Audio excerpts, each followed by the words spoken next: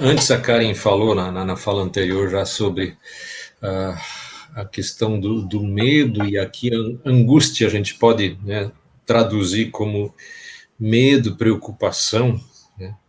E talvez isso nos lance um pouquinho mais de luz sobre Jó, porque no início, quando descreve Jó, fala dos filhos e filhas deles e dos banquetes, tudo, mostra Jó como alguém bastante preocupado, no sentido de que ele fazia sacrifícios preventivos sobre os filhos.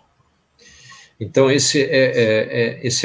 era o tipo de imagem de Deus que ele tinha, de que então trazia os filhos e oferecia holocaustos, um para cada um, pois pensava assim: talvez meus filhos tenham pecado e blasfemado contra Deus em seu coração, talvez. E diz o texto que Jó fazia isso continuamente.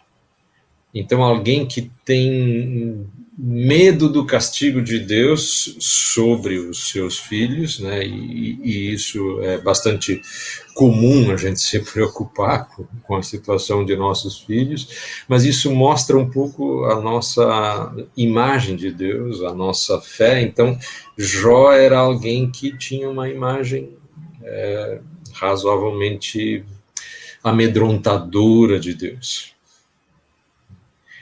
E isso muda a fala dele lá no final, depois, quando Deus aparece, né? Eu te conhecia do que eu ouvi falar.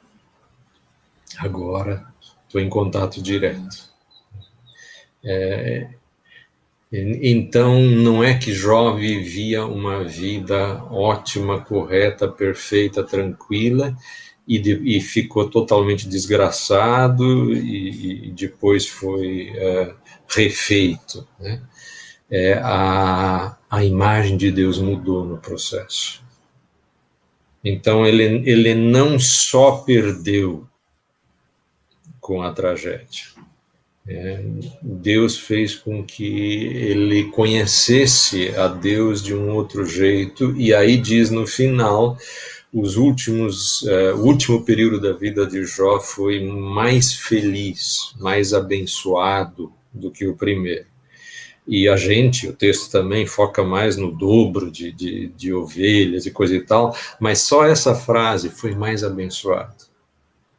Ele deixou de ter esse medo de, preciso cuidar porque meus filhos fazem isso, preciso prevenir.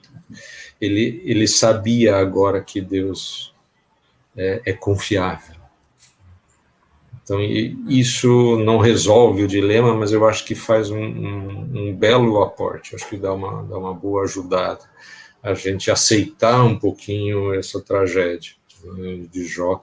Ele também colheu um fruto importante e bom, no meio de tanta dificuldade, de tanta coisa ruim.